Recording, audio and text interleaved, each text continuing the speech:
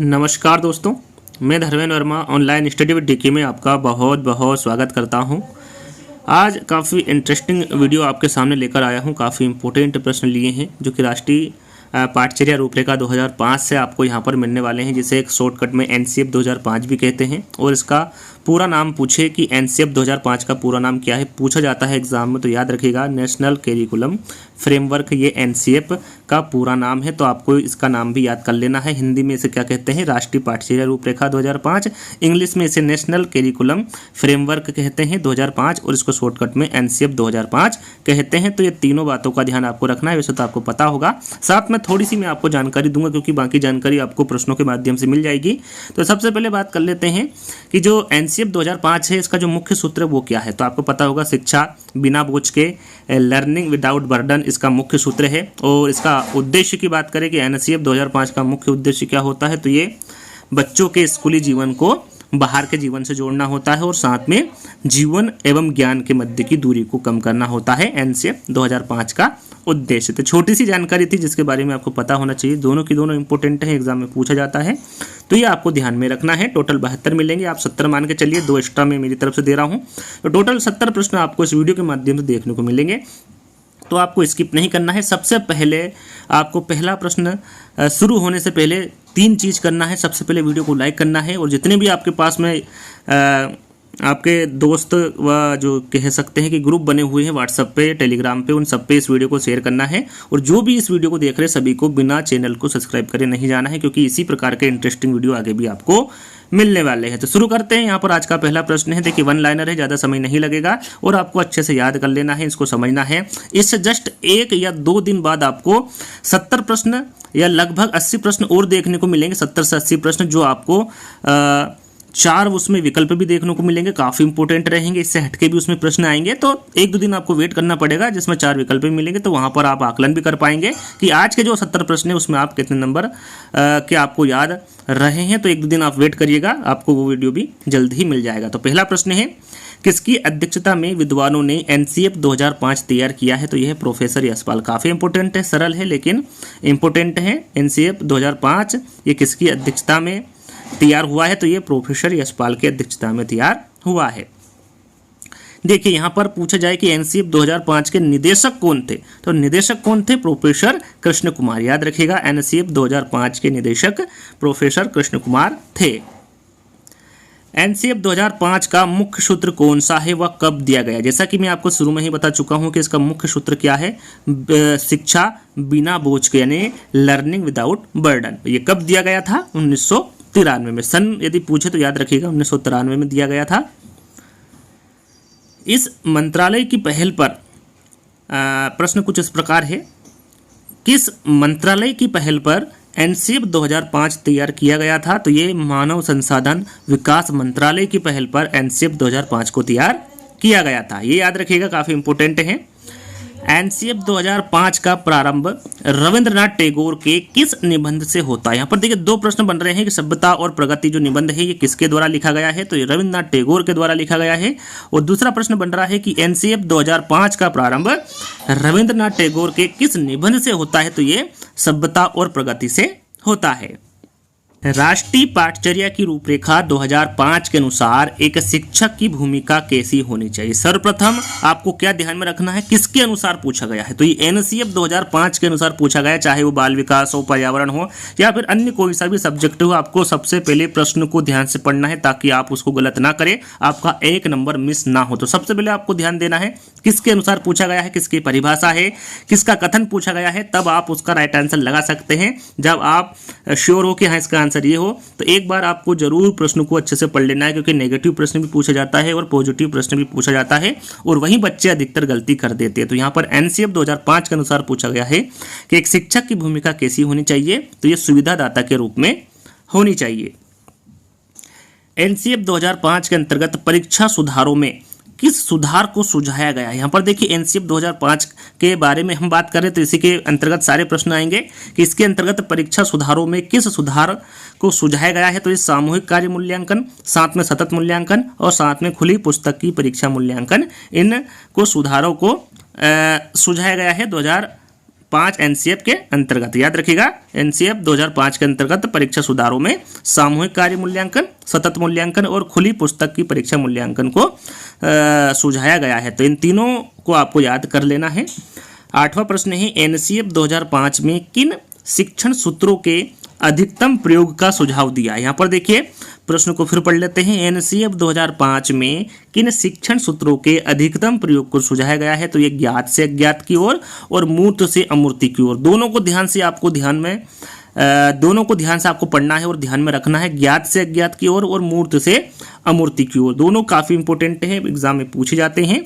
NCF 2005 में बल दिया गया है, किस पर बल दिया गया है। तो ये शांति के लिए शिक्षा, याद रखिएगा एनसीएफ 2005 में शांति के लिए शिक्षा पर बल दिया गया है। एनसीएफ 2005 में बताया गया है कि क्या बताया गया है कि सपनों के भारत को धरातल पर उतारने की युक्ति बताई गई है एनसीएफ 2005 में। काफी इंपोर्टेंट है कि जो भी प्रश्न मैं आपको बता रहा हूं सभी जो इंपोर्टेंट है उन्हीं को लिया गया है, बाकी प्रश्नों को छोड़ दिया गया है। तो 11वां प्रश्न, प्रोफेसर यशपाल कमेटी का गठन कब हुआ। यहाँ पर देखिए ध्यान क्या देना है, यहाँ पर देखिए गठन पूछा गया है कि प्रोफेसर यशपाल कमेटी का गठन कब हुआ था। तो ये 1992 को हुआ था, 1992 में। अब जो समिति थी उसमें कुल कितने सदस्य थे, यशपाल समिति में कुल कितने सदस्य, तो याद रखिएगा काफी इंपोर्टेंट है, 38 सदस्य थे। यशपाल समिति में कुल 38 सदस्य थे।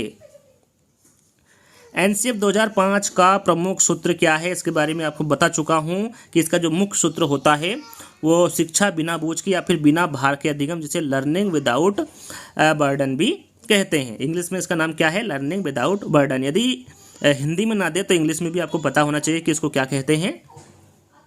करिकुलम किस भाषा का शब्द है, जैसा कि इसका पूरा नाम क्या है एनसीएफ का मैं आपको बता चुका हूं। तो यहाँ पर आपको बताना है कि जो करिकुलम है वो किस भाषा का शब्द है। तो ये लैटिन भाषा का शब्द है। बच्चों के लिए स्कूली बस्ते के बोझ से ज्यादा बुरा है ना समझ पाने का बोझ, किसका कथन है। प्रश्न को एक बार फिर दोहरा लेते, काफी इंपोर्टेंट है, आईएमपी प्रश्न है, ध्यान दीजिएगा। बच्चों के लिए स्कूली बस्ते के बोझ से ज्यादा बुरा है ना समझ पाने का बोझ, यहां कथन किसका है। तो ये यशपाल समिति का कथन है।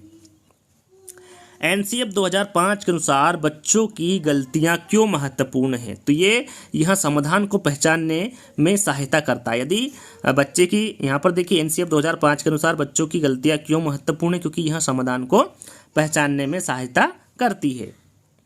विद्यालय शिक्षा का अब तक का नवीनतम राष्ट्रीय दस्तावेज कौन सा, यानी कि अब तक जो सुधार किया गया है वो किस में किया गया है। तो ये एनसीएफ 2005 में किया गया है और यही नवीनतम राष्ट्रीय दस्तावेज है, इसके बाद में कोई भी सुधार इसमें नहीं किया गया है। तो याद रखिएगा विद्यालय शिक्षा का अब तक का जो नवीन राष्ट्रीय दस्तावेज होगा वो एनसीएफ 2005 होगा।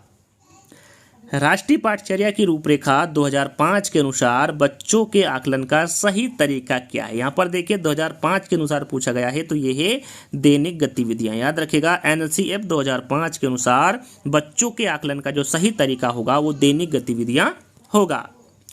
किसके अनुसार कलाकार या फिर शिक्षक के हाथ में यहाँ पाठ्यक्रम या फिर एक साधन है जिससे वहाँ पदार्थ को यहाँ पर छात्र माना गया है, पदार्थ को अपने आदर्श के अनुसार अपने स्टूडियो में चित्रित कर सके। ये किसका कथन है, काफ़ी इंपॉर्टेंट है, आईएमपी याद कर लीजिएगा। तो यह कथन किसका है, कनिंघम का है। इनका कहना है कि कलाकार या फिर शिक्षक के हाथ में यहाँ पाठ्यक्रम है जिससे वहाँ छात्र को अपने उद्देश्य के अनुसार अपने स्टूडियो या फिर विद्यालय में चित्रित कर सके। यहाँ किसका कथन होगा, कनिंघम का कथन होगा।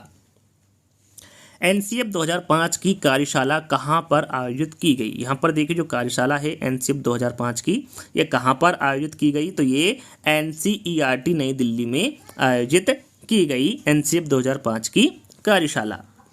शिक्षा बिना बोझ के जो एनसीएफ 2005 का प्रमुख स्रोत है या फिर प्रमुख सूत्र है, इसका अर्थ होता है, यहाँ पर देखिए इसका अर्थ भी आपको पता होना चाहिए कि इसका अर्थ क्या होता है।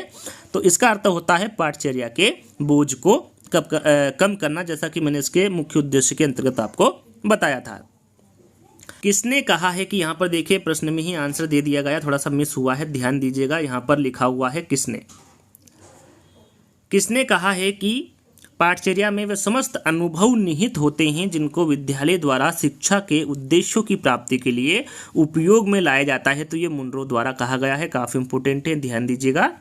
तो अगले प्रश्न की ओर बढ़ते हैं। अगला प्रश्न है कि एनसीएफ 2005 में गुणवत्ता आयाम शीर्षक के अंतर्गत महत्व दिया गया है। किसका महत्व दिया गया है? तो ये बालक के लिए संरचित अनुभव एवं पाठ्यक्रम सुधार को महत्व दिया गया है एनसीएफ 2005 में गुणवत्ता आयाम शीर्षक के अंतर्गत। अगला प्रश्न है, एनसीएफ 2005 में सामाजिक अध्ययन में कौन से मुद्दों को शामिल करने की अनुशंसा की गई है? काफ़ी इंपॉर्टेंट है, आईएमपी प्रश्न है, ध्यान दीजिएगा। एनसीएफ 2005 में सामाजिक अध्ययन में कौन से मुद्दों को शामिल करने की अनुशंसा की गई है? तो ये सभी स्तर के विद्यार्थियों के लैंगिक एवं स्वास्थ्य संबंधी मुद्दे को शामिल करने की अनुशंसा की गई है एनसीएफ 2005 में सामाजिक अध्ययन में। एनसीएफ 2005 सिफारिश करता है कि प्राथमिक स्तर पर गणित की शिक्षा का केंद्र होना चाहिए। यहाँ पर देखिए एनसीएफ 2005 किसकी सिफारिश करता है कि प्राथमिक स्तर पर गणित की शिक्षा का केंद्र होना चाहिए? तो ये होना चाहिए कक्षा में पढ़ाए गए टॉपिक्स को विद्यार्थी के दैनिक जीवन से जोड़ना। काफ़ी इंपॉर्टेंट है, सभी के सभी आपको याद करना है। और जो 26वां प्रश्न है ये मोस्ट इंपॉर्टेंट है, आपको ध्यान देना है। प्रथम द्वितीय तृतीय कौन सी है? तो प्रथम भाषा, द्वितीय भाषा और तृतीय भाषा। प्रथम भाषा में कौन सी भाषा आएगी? प्रथम हिंदी, जिसमें हम राष्ट्रभाषा ले सकते हैं, राजभाषा ले सकते हैं। अंग्रेजी में अंतर्राष्ट्रीय भाषा हो सकती है। और स्थानीय भाषा में जहाँ पर आप रहते हैं वहाँ पर कोई सी भी भाषा बोली जा सकती है, जैसे कि पंजाबी, संस्कृत, तमिल। जरूरी नहीं यहाँ पर तीनों भाषा जो लिखी है यही हो। आप जहाँ पर रहते हैं, चाहे वो जैसा कि मैं जहाँ पर रहता हूँ मालवी भाषा बोली जाती है, तो ये स्थानीय भाषा होगी। जहाँ आप रहते हैं वहाँ की भाषा क्या कहेंगे आप? उसे स्थानीय भाषा कहेंगे।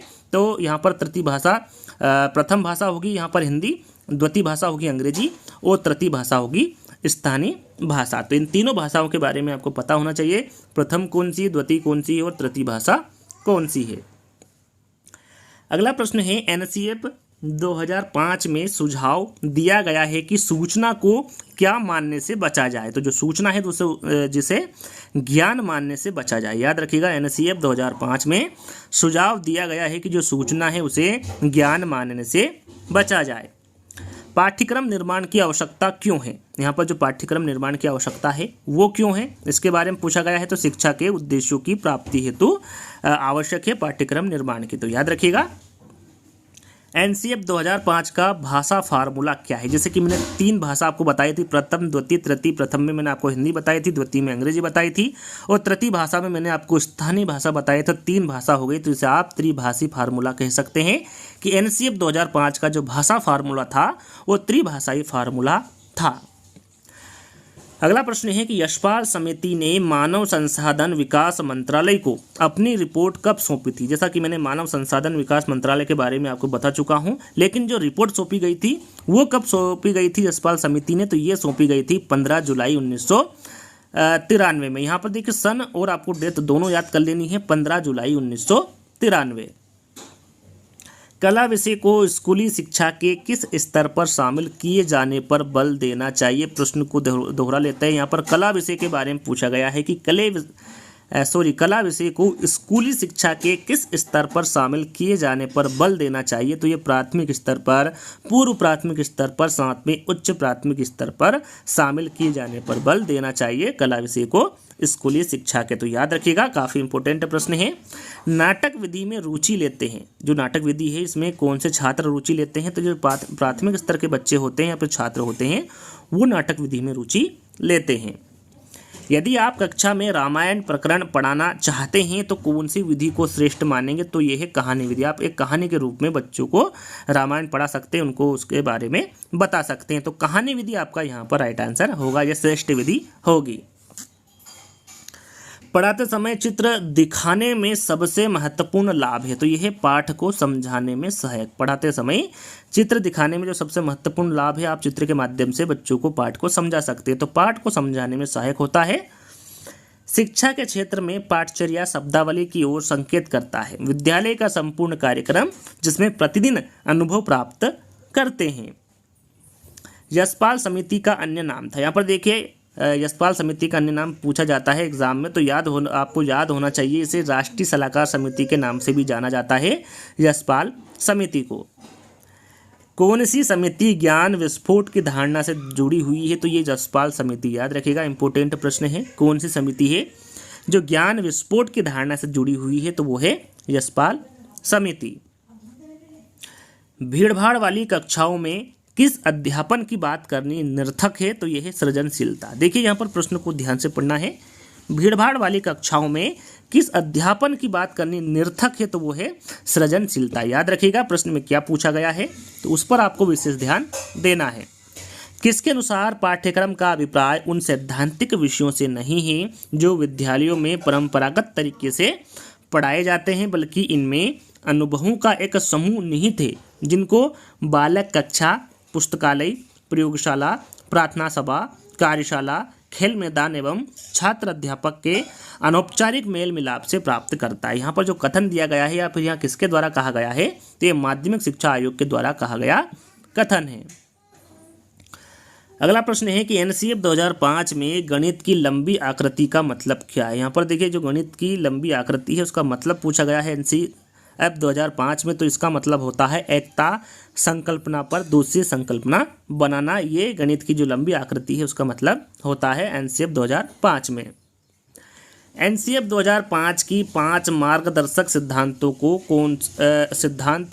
कौन कौन से? यहाँ पर देखिए वैसे प्रश्न पूछा जाता है कि एनसीएफ 2005 के जो मार्गदर्शक सिद्धांत है वो कितने हैं, तो वो है 5। कौन कौन से हैं इसके बारे में आपको पता होना चाहिए। तो यहाँ पर आप देख सकते हैं बालकों की परीक्षा प्रणालियों को लचीलेपन से युक्त करना तथा कक्षागत गतिविधियों से जोड़ना, बालकों के संपूर्ण ज्ञान को विद्यालय या फिर पाठशाला के बाहरी जीवन से जोड़ना, बालकों की शिक्षण प्रक्रिया रटंत पद्धति से मुक्त होना चाहिए या होनी चाहिए, चहुमुखी विकास पर आधारित पाठ्य चर्चा हो, और 5वां है बालक में एक ऐसी अधिभावी पहचान का विकास हो जिसमें प्रजातांत्रिक राज्य व्यवस्था के अंतर्गत राष्ट्रीय समस्या शामिल हो। तो ये 5 पॉइंट आपको ध्यान में रखना है।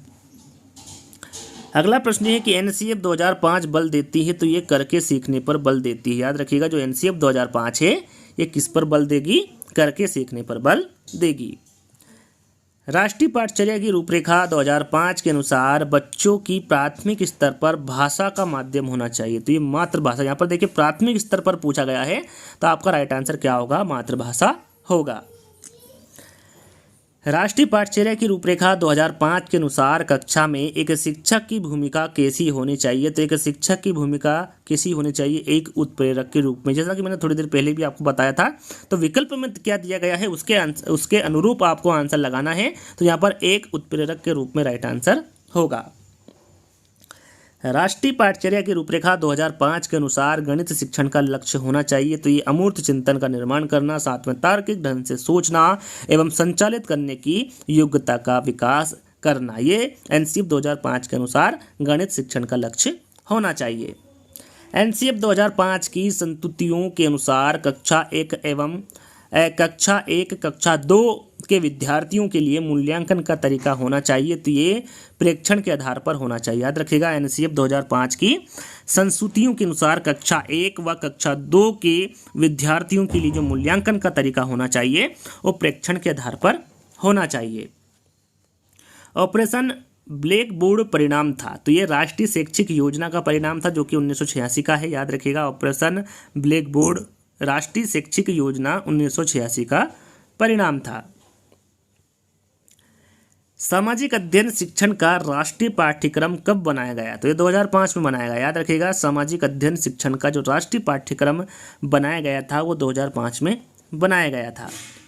प्रोफेसर यशपाल की अध्यक्षता में कौन सी समिति का गठन किया गया था? तो यह राष्ट्रीय संचालन समिति। याद रखिएगा प्रोफेसर यशपाल जी की अध्यक्षता में राष्ट्रीय संचालन समिति का गठन किया गया।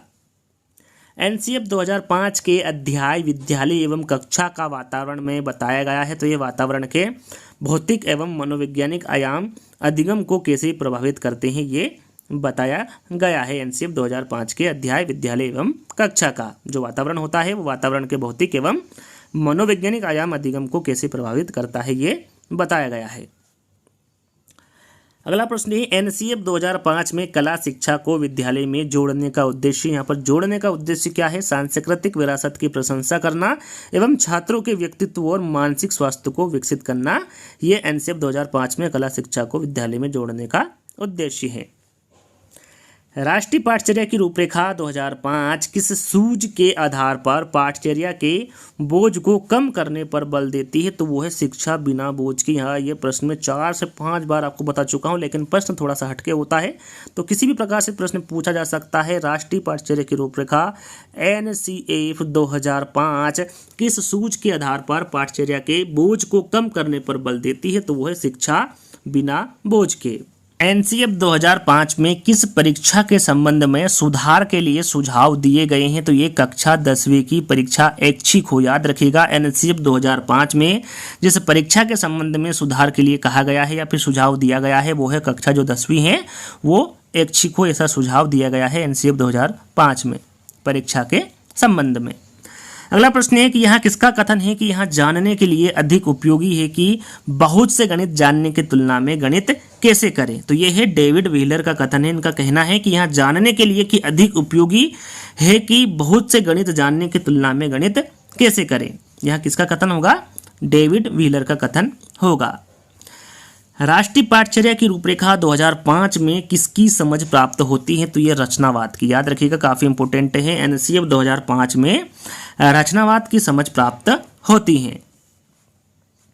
किसके अनुसार राष्ट्रीय पाठचर्या की रूपरेखा राष्ट्रीय शिक्षा प्रणाली को विकसित करने का एक साधन है तथा शैक्षिक घटकों के साथ साथ यहाँ भारत की भौगोलिक एवं सांस्कृतिक वातावरण की विविधता का उत्तरदायित्व निभाते हुए मूल्यों के सामान्य आधार निश्चित कर सके? तो ये राष्ट्रीय शिक्षा नीति 1986 के अनुसार। एक बार फिर पढ़ लेना है इस कथन को अच्छे से और याद कर लेना है।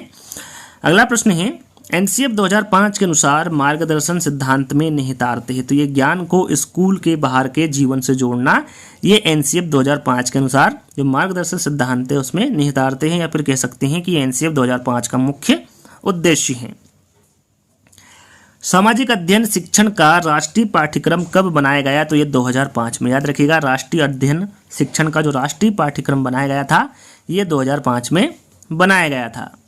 NCF 2005 में गणित शिक्षण के बारे में बताया गया है कि गणित शिक्षण महत्वाकांक्षी, सुगमता और महत्वपूर्ण होना चाहिए। यहाँ महत्वाकांक्षी का मतलब क्या है? तो यहाँ पर महत्वाकांक्षी का मतलब पूछा गया है सिर्फ, तो इसका महत्व होता है गणित में उच्च उद्देश्य या फिर लक्ष्य की प्राप्ति। ये महत्वाकांक्षी का मतलब होता है। किस समिति को 21 फोकस समिति भी कहते हैं? यहाँ पर देखिए प्रश्न काफी इंपॉर्टेंट है। किस समिति को 21 फोकस समिति भी कहते हैं? तो ये NCF 2005 को जो समिति है इसको ही 21 फोकस समिति कहते हैं। NCF 2005 की अवधारणा का संबंध मनोविज्ञान के कौन से संप्रदाय से है? तो ये संरचनावाद, याद रखिएगा, काफी इंपॉर्टेंट है। NCF 2005 की अवधारणा का जो संबंध मनोविज्ञान के कौन से संप्रदाय से होगा? तो ये संरचनावाद के संप्रदाय से होगा। भारत में अब तक NCF का संचालन कितनी बार किया जा चुका है? तो ये 4 बार किया जा चुका है। कितनी बार?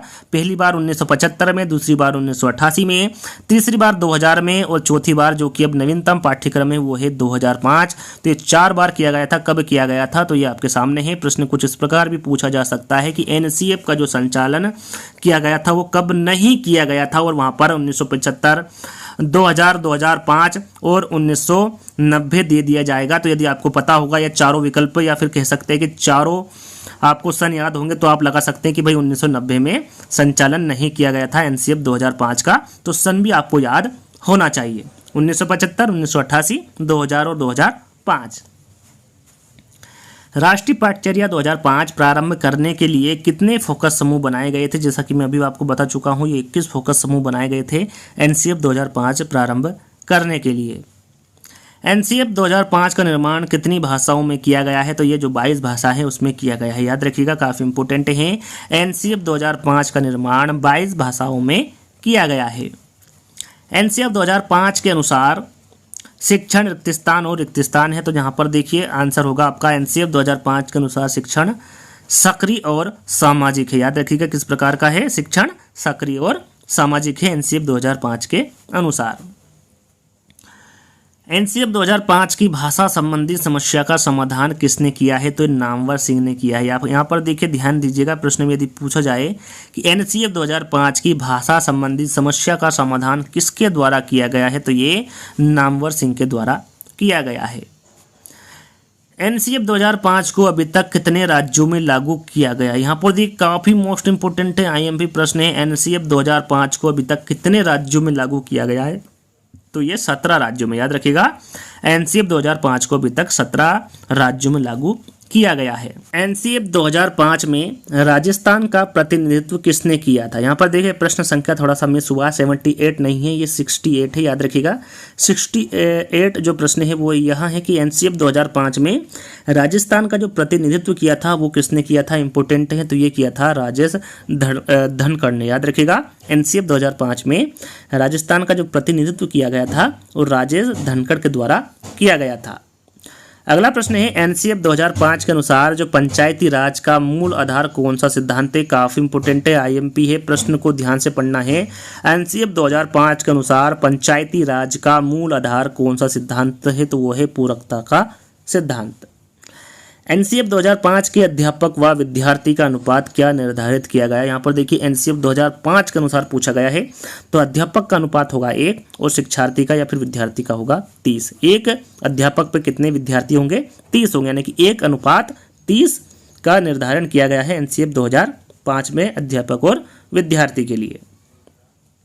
जैसा कि मैंने आपको बताया था 72 प्रश्न मिलेंगे, तो यहाँ पर 71 प्रश्न हैं। यशपाल समिति के अनुसार प्राथमिक कक्षा के बालक के विद्यालय बस्ते का जो औसतन वजन होता है या फिर औसत वजन होता है वो कितना होता है? तो वो 4 किलो होता है, याद रखिएगा। यशपाल समिति के अनुसार जो प्राथमिक कक्षा के बालक होते हैं उसमें जो विद्यालय बस्ते का औसत वजन होता है वो 4 किलो का होता है।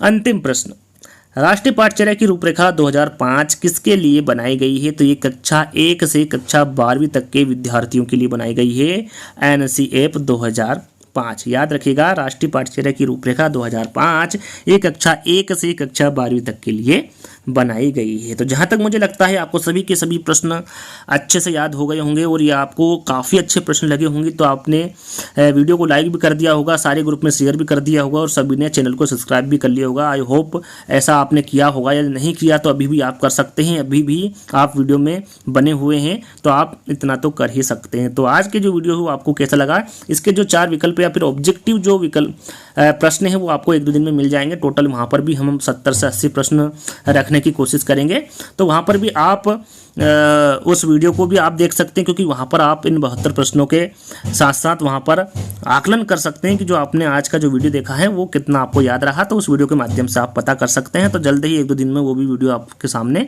आ जाएगा। तो आज का वीडियो आपको कैसा लगा आपको कमेंट्स के माध्यम से बताना है। तो जल्द ही एक नई वीडियो के साथ मिलेंगे, जब तक के लिए धन्यवाद।